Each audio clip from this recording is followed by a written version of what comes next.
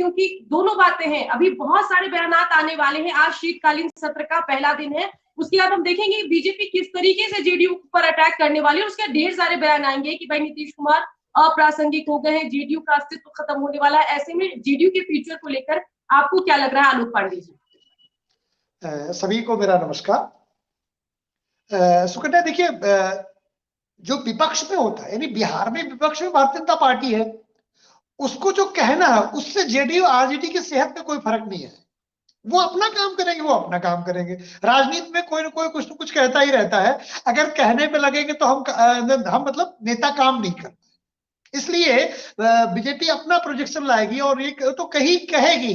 वही बीजेपी ना अभी 6 महीने पहले या कुछ दिन पहले तक नीतीश कुमार के साथ थी। तब नीतीश कुमार प्रासंगिक थे बिहार की राजनीति में, आज नहीं है। तो राजनीति में समय बदलते ही, टाइमिंग बदलती ही बहुत चीजें बदल जाती है। अब आते हैं कि जेडीयू और आरजेडी की विलय का क्या। देखिए, जैसे लक्षण मिल रहे हैं उसमें जेडीयू और आरजेडी का विलय स्वाभाविक है। हम इतिहास से देखते आए हैं कि अगर कोई उत्तराधिकारी ना हो तो फिर हम जो नियर एंड डियर है उसी को देते हैं अपना प्रॉपर्टी, मकान, दुकान।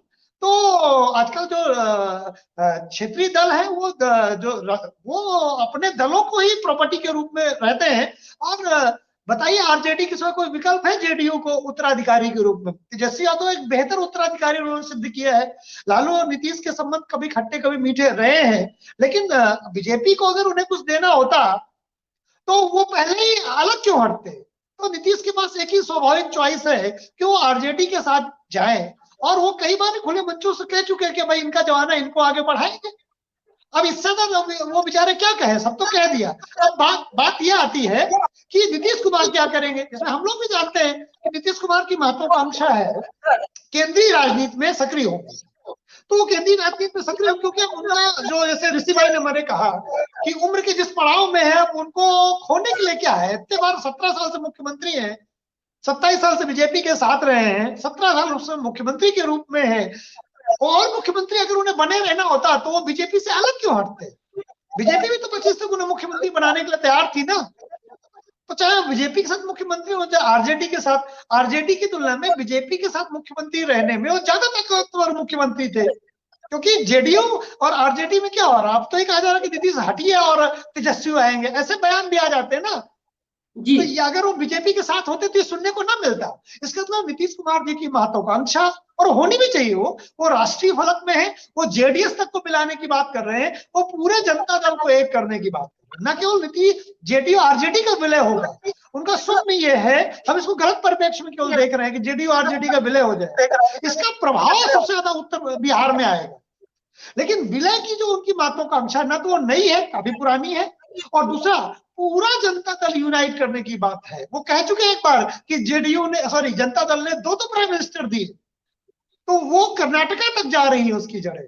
तो पूरी के पूरे जनता दल का विलय वो चाहते हैं, तभी फिर वो बीजेपी को कुछ चुनौती दे सकते हैं। फिर देखेंगे कि कांग्रेस के साथ वो क्या संबंध बनाएंगे। लेकिन पहले वो अपने भूतपूर्व कुटुंब को, जो अलग अलग राजनीतिक महत्वाकांक्षाओं के कारण अलग हो गया था, उसको एक करने की कोशिश कर रहे हैं। अगर मुझे लगता है सुकन्या, इस परिप्रेक्ष्य में देखेंगे तो शायद बात और क्लियर समझ में आएगी। चलिए ठीक है, प्लान तो बड़ा अच्छा है, लेकिन सवाल ये है कि ये प्लान सक्सेसफुल कैसे होगा।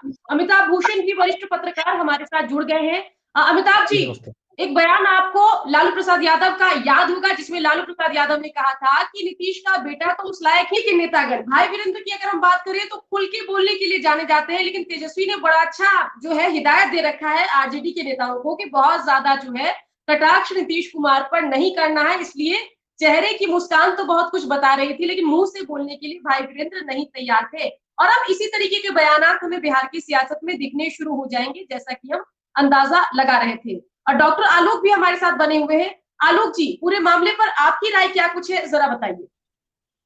देखिए, मेरा मानना यह कि जैसे अभी भाजपा के भी नेता बयान दे रहे थे पलटी मारने के लिए, तो क्या वो पलटी के लिए फिर तैयार बैठे हैं क्या? क्योंकि नीतीश कुमार पलट जाएंगे तो ये स्वीकार तुरंत कर लेंगे। तो नीतीश कुमार उसके लिए बुरे हैं जिसके साथ नहीं रहते हैं, जिसके साथ है उसके लिए अच्छे हैं। उसमें कौन सी, नीतीश कुमार की प्रासंगिकता यही है कि जिसके साथ जाते हैं वो उसके लिए वो अच्छे हो जाते हैं, दूध के दूल्हे हो जाते हैं, सुशासन बाबू हो जाते हैं, जिसके अगेंस्ट जाते हैं उनमें 100 कमियां होती हैं। क्या बीजेपी वाले गारंटी से कहेंगे कि नीतीश कुमार उनके साथ आना चाहेंगे तो उनके दरवाजे बंद हो गए, जरा ये बयान दे दें कि नीतीश कुमार को कभी नहीं लेंगे, आना भी चाहेंगे तो नहीं देंगे बयान, ये चाहे जितनी बुराई करते रहे। और नीतीश कुमार का पलट जाए तो अभी फिर कहेंगे ना वो तो ठीक है, राजनीतिक बयान था, नीतीश भाई आ गए तो सुशासन फिर से जीवित हो गया है। यही तो उपयोगिता है नीतीश कुमार जी की, कि उनको मतलब चाह के भी आप निगलेक्ट नहीं कर सकते, अंदर से मन है कि हम निगलेक्ट कर दें फिर भी नहीं कर सकते। इस बात को बिल्कुल मानना पड़ेगा। रही बात ऋषि भाई की जो फूलपुर की बात कर रहे हैं, अभी हमारे एक व्यूअर का कमेंट था कि अगर फूलपुर से वो लड़े और पूरे बिहार के बाहर निकले तो पूरे कुर्मी वोट उनको प्राइम मिनिस्टर के रूप में स्वीकार कर लेंगे। मैं मानता हूँ लोकतंत्र के लिए बहुत चीजें ठीक नहीं, इस तरह का ऑपरेशन, इस तरह की विचार, इस तरह की जाति कट्टरता, क्योंकि ये देश के लिए नुकसानदायक होती है। लेकिन फिर भी अब जाति कट्टरता सच्चाई है, और नीतीश कुमार अगर फूलपुर से लड़ते हैं तो समाजवादी पार्टी को और नीतीश कुमार दोनों को फायदा मिलेगा। और कई देखिए, राजनीति में कोई चीज जो हवा उड़ती है ना, ऐसे उड़ाई जाती है सूत्रों के अनुसार, वो हवा उड़ाई जानबूझ के जाती है। देखिए इसका प्रभाव क्या है, अगर प्रभाव सकारात्मक रहता है तो उसके एग्जीक्यूट कर दिया जाता है, अगर प्रभाव लगता है कि नहीं ज्यादा नहीं इतनी पर चर्चा है तो पीछे हट जाते हैं। तो इसलिए बस एक बात मैं कहूंगा कि अगर नीतीश कुमार और आरजेडी वाकई विलय होता तो होगा क्या। आप देखिए जेडीयू टूटेगी तो ऐसे नहीं होगा, ये विलय होगा तो विलय नहीं होगा, जेडीयू टूटेगी। 17 साल में से ज्यादातर सत्ता तो जेडीयू और बीजेपी की रही है, तो जेडीयू का जो कार्यकर्ता है वो नेचुरली बीजेपी के ज्यादा करीब है आरजेडी की तुलना में। तो नेता भले मिल जाए ऊपर के लेवल पे, लेकिन जो वोट डिवाइड होगा वो ऐसे नहीं होगा कि RJD JDU is equal to RJD और सारा वोट ट्रांसफर हो जाएगा। ऐसा होता तो मैंने कई बार कहा है कि फिर कुर्मी की विधानसभा का चुनाव आरजेडी और जेडीयू जीतते। इसलिए लेकिन हाँ, जब ये दोनों पार्टियों का विलय होगा तो वोट दो जगह बटेगा, एक तरफ बीजेपी की तरफ जाएगा और एक बड़ा हिस्सा आरजेडी की तरफ जाएगा। और जैसा कि सुकन्या के साथ मैंने आपसे ही कहा था ये बात कि 2 पार्टी सिस्टम बिहार में जाएगा और इसका प्रभाव राष्ट्रीय लेवल पर जाएगा, कोई माने या ना माने। मैं मानता हूं कि अगर जनता दल अपने पुराने दिनों की तरफ वापस लौटेगा तो भारतीय जनता पार्टी को एक ठीक ठाक टक्कर मिलने की संभावना। देखिए राजनीति में क्या होगा क्या नहीं होगा, जैसे एक आपके व्यूअर ने कमेंट किया, उनका पांडे जी हैं कि वो ड्रीम देख रहे हैं, वो गलत इस तरह का। मैं नहीं मानता ये सब चीजों को, क्योंकि यार देखिए राजनीति में कोई कहता था 2014, 12, 13 में कि बीजेपी इस तरह से वापसी करेगी, अजय हो जाएगी, नहीं कहता था, आज है ना। तो जब हम कोई एक स्वप्न बुनते हैं, कोई एक विचार आगे लेके जाते हैं, हमें नहीं पता होता कि वो आगे कितना बड़ा वृक्ष के रूप में आएगा।